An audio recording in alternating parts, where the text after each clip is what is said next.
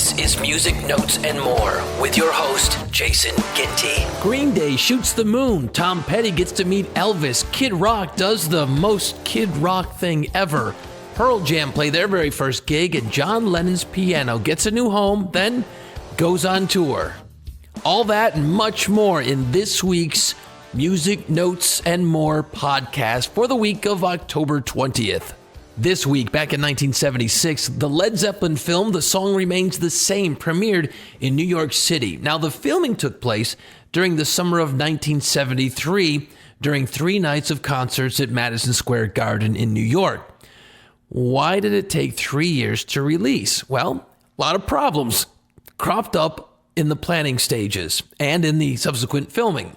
Robert Plant and John Bonham, they wore exactly the same clothes to facilitate seamless editing of the film on all the nights that they filmed the concert footage. But John Paul Jones and Jimmy Page, well, they wore different sets of attire on some of the nights, which of course created continuity problems.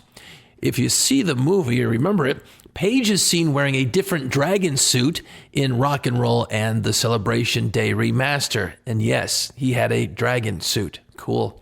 Now, during editing, they realized that there were crucial holes in the concert footage. It just wasn't all fitting together. So the entire show was recreated at Shepperton Studios in August of 1974. They built a mock-up of the Madison Square Garden stage, so close-ups and distant footage of the band members could then be slipped into the live sequences, which made up the bulk of the concert footage seen in the film. Yeah, fakers. Now, when it was agreed that the band would meet at the studios for filming, Jones had recently cut his hair really short, so he had to wear a wig. So if you watch The Song Remains the Same again, look for him wearing a wig. Unbelievable. Now, The Song Remains the Same was finally completed by early 1976, 18 months behind schedule and way over budget.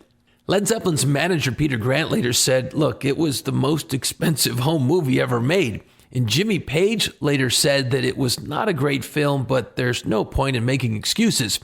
It's just a reasonably honest statement of where we were at that particular time.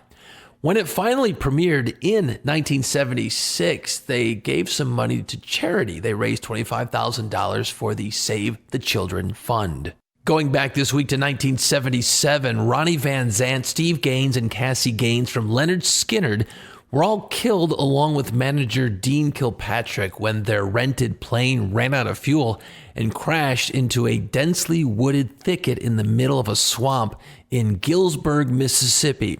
Now, the crash seriously injured the rest of the band and crew who were due to play at LSU that evening. Now, the accident came just 3 days after the release of their album, Street Survivors.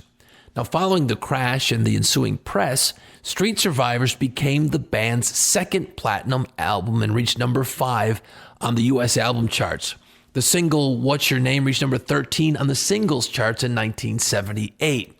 Now, the original cover sleeve for the Street Survivors album had featured a photograph of the band amid flames, with Steve Gaines nearly obscured by the fire. Now, of course, out of respect for the deceased and at the request of Teresa Gaines, Steve's widow, MCA Records withdrew the original cover and replaced it with the album's back photo, a similar image of the band against a simple black background.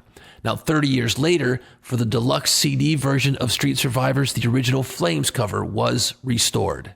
It was this week back in 1995 that Green Day singer Billie Joe Armstrong, who was 23 at the time, was arrested and fined $140 after he mooned the audience during a gig in Milwaukee. Now, Billie Joe Armstrong would moon the crowd after gigs all the time if he thought the audience wasn't that great. Apparently, he didn't think the 6,000 people in Milwaukee that night gave it their all, so he turned around, pulled on his pants, and mooned them. Now, normally the cops wouldn't really care, but it was Green Day, and there was a young crowd with a bunch of kids in the audience, so the cops had to do something, and they arrested Billie Joe Armstrong as he was walking to get his limousine to leave for the evening.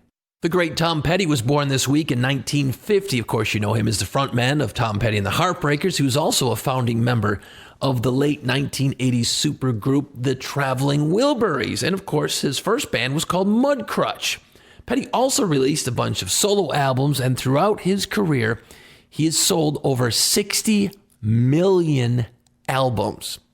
His love of rock and roll officially began in the summer of 1961. He was just 11 years old, and guess who he got to meet? He met none other than Elvis Presley.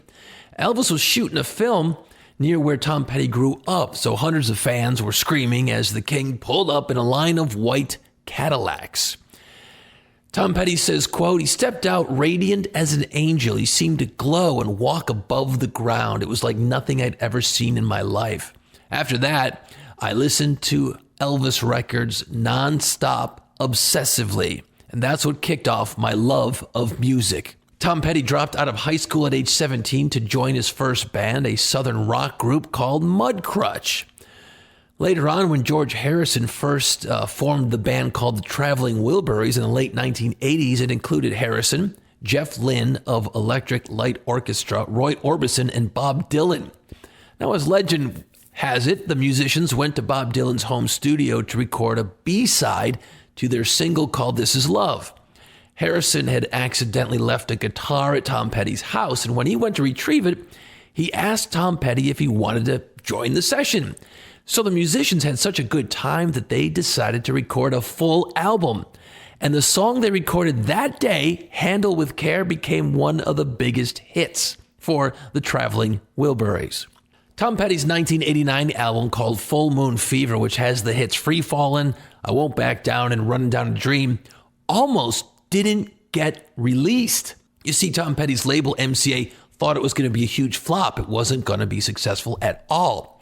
But Tom Petty, he's not a quitter. He shows his legendary resilience by picking himself, dusting him off from the bad news, and he forged ahead. And by forging ahead, I mean he sat around and waited. That's right, he waited until the top regime at the record company had changed. He then went back and played the new regime the same damn record, and they were overjoyed. It's released. It turned out to be an obvious, huge hit. Now, Tom had a lot of ups and downs throughout his career, and he said, quote, "You know, as you're coming up, you're recognized song for song or album for album." He says, what's changed these days is that the man who approaches me on the street is more or less thanking me for my body of work, the soundtrack to that person's life, as a lot of folks say. And that's a wonderful feeling. It's all an artist can ask. Tom Petty died in October of 2017.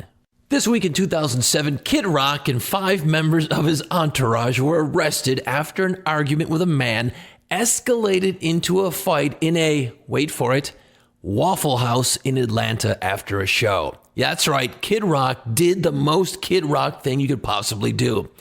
You see, there was a dude in the Waffle House enjoying some Smothered and Covered, and he recognized a girl with Kid Rock's party and exchanged words with her. And of course, at 5 a.m. in a Waffle House, things are going to escalate quickly. They did, into a physical altercation between Kid Rock and the male customer. It, of course, moved outside to the parking lot, and at some point, the customer punched out a restaurant window.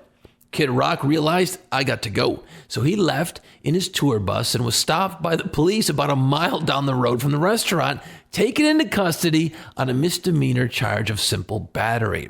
Now, the Waffle House customer was charged with criminal damage to property and other charges.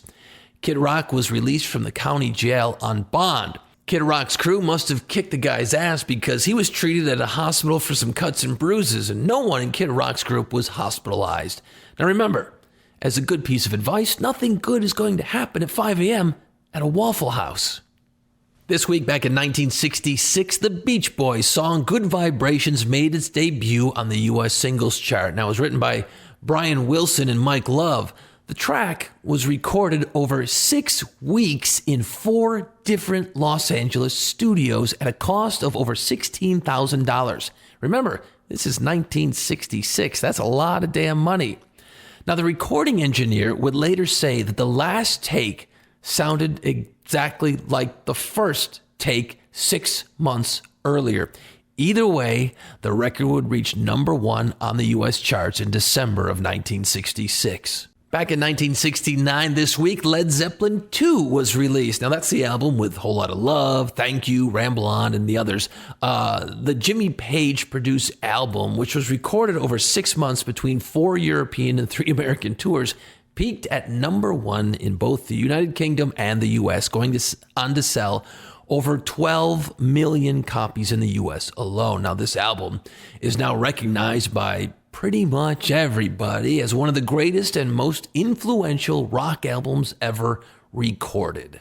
This week back in 1990, Pearl Jam played their first ever concert when they appeared at the Off-Ramp in Seattle. Now, Pearl Jam got their start when Stone Gossard, Jeff Ament, and Mike McCready recorded a demo tape which they passed around to a bunch of friends. Well, one of those people who got his hands on the tape was a guy named Eddie Vedder. He was working part-time at a gas station in San Diego. Now, Vedder was compelled to write his own lyrics to the melodies and the music that the 3 guys had put on cassette.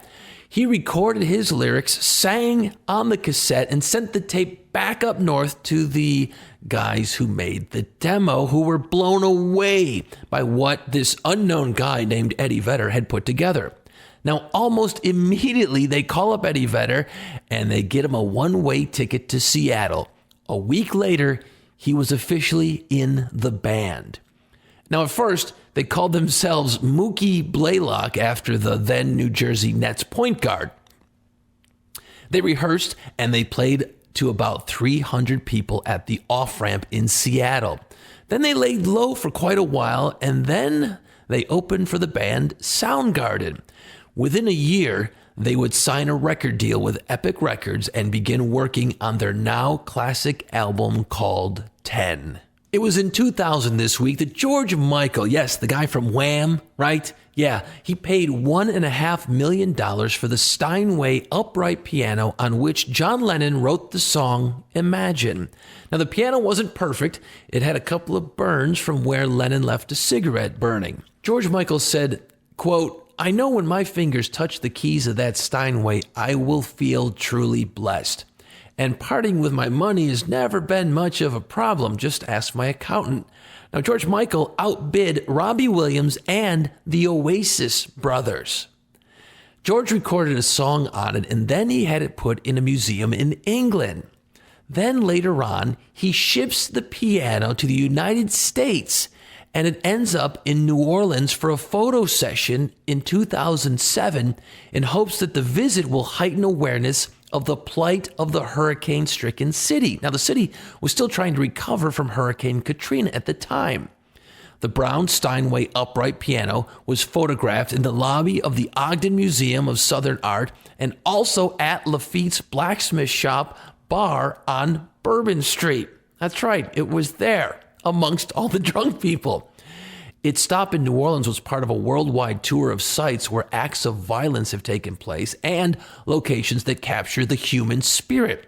George Michael wanted to honor those that lost their lives, those that were injured, and those whose lives were impacted forever by Hurricane Katrina. This week in 2017, American pianist and singer-songwriter Fats Domino died at age 89 at his home in Harvey, Louisiana after a long-term illness. Now, Fats Domino attracted national attention with his very first recording called The Fat Man. He made that song in late 1949 for Imperial Records. It's an early rock and roll record. Now, The Fat Man sold 1 million copies by 1953, and it is widely considered the first rock and roll record to achieve this feat. Domino had 35 records in the United States Billboard Top 40 over the years. 1964, the Rolling Stones appeared for the very first time on the Ed Sullivan Show from New York, performing Around and Round and Time Is on My Side. Well, a riot broke out in the studio, prompting Sullivan's infamous quote, "I promise you they'll never be back on our show again." Well, never say never, because the Rolling Stones went on to make 5 further appearances on Sullivan's show between 1965 and 1969. This week back in 1995, Shannon Hoon, singer for Blind Melon, died of a cocaine overdose at the age of 28 in New Orleans. Blind Melon formed in 1990, and their hit singles No Rain was released in the summer of 1993. Now, you remember the song, right? It had the bee girl video, the little kid in the bee costume jumping around everywhere. Yeah, that video was everywhere. Well, it made the band quite successful, and they toured for 2 years. Then things start to unravel. In 1993, Shannon Hoon ripped off his clothes and pissed on a fan at a show in Vancouver. In 1994, Blind Melon appeared at Woodstock 94, where Hoon, allegedly high on LSD, went on stage wearing his girlfriend's white dress. After taking a hiatus from touring, Blind Melon returned to the studio to record the album Soup in New Orleans. Soup was released in 1995. Also in 1995, Hoon and his girlfriend, they welcomed to the world a daughter. Now, before the birth of his daughter, Hoon entered rehab. In August of that year, Blind Melon planned to tour to support their album Soup. So Hoon allowed a drug counselor to accompany him on the road. Well, the counselor was unable to keep Shannon from relapsing, and he was fired days before Shannon Hoon's death. After a disappointing performance in Houston on October 20th, Hoon launched himself into an all-night drug binge. The next day, Saturday, October 21st, 1995, Blind Melon was scheduled to play a show in New Orleans at Tipitina's. Now, the band's sound engineer went to the tour bus to awaken Hoon for a sound check, but Hoon was unresponsive. An ambulance arrived, and Hoon was pronounced dead at the scene at age 28. His death was attributed to a cocaine overdose. This week back in 1988, the Fantasy Records vs. John Fogerty case began. Fantasy claimed that Fogerty had plagiarized his own song, Run Through the Jungle, when he wrote The Old Man Down the Road. Yes, John Fogerty was being sued for stealing from himself. Here's what happened. Saul Zaentz, who owned CCR's old record label Fantasy Records, also owned the copyright to Run Through the Jungle. Zaentz felt that The Old Man Down the Road was simply Run Through the Jungle with different words. In other words, John Fogerty had plagiarized a John Fogerty song to which he didn't own the copyright. The case ended up before a jury in late 1988. Now, the 2-week trial featured Fogerty taking the witness stand with a guitar in hand to explain that, yeah, the two songs may have sounded somewhat similar, but they were both variations on his signature swamp rock style. Simply put, of course, two John Fogerty songs sounded the same. Now, this logic seemed pretty sound to the jury. It only took 2 hours of deliberation for the jury to determine that the two songs didn't meet the legal standard of being substantially similar. That would have constituted copyright infringement. All right, yay, John Fogerty wins. Well, not really. You see, since Fogerty had successfully defended himself against Fantasy Records' suit, he sought reimbursement for his attorney's fees. But, yeah, no dice. You see, if the plaintiff, Fantasy, had been successful in its suit against Fogerty, the label would have been able to seek its lawyer fees from the musician. But since Fogerty had been a prevailing defendant, though, the court ruled that he could only seek fees if he could show that Fantasy's suit was frivolous and had been made in bad faith. Fantasy's suit may not have panned out, but it didn't fit those criteria. Well, this decision put John Fogerty in a pretty damn sticky spot. Now, sure, he had won the case, but check this out. He's now on the hook for over $1 million in lawyers' fees. Whoa. So, Fogerty and his team didn't think this arrangement was very fair, so they appealed the decision. So, in 1993, the United States Court of Appeals for the Ninth Circuit shot down that appeal, though on the same grounds. The original suit had been neither frivolous nor brought in bad faith. After that failed appeal, the suit ended up in front of the Supreme Court. Fogerty's camp made the same damn argument that it made no sense to have a dual standard for plaintiffs and defendants seeking reimbursement for lawyers' fees under the Copyright Act of 1976. So, in March 1994, remember this started way back in 1988, the Supreme Court issued a 9-0 decision in favor of Fogerty. Chief Justice William H. Rehnquist wrote that there was nothing in the Copyright Act of 1976 that implied that Congress wanted anything other than a level playing field when it came to awarding attorney's fees to the prevailing party. John Fogerty finally wins.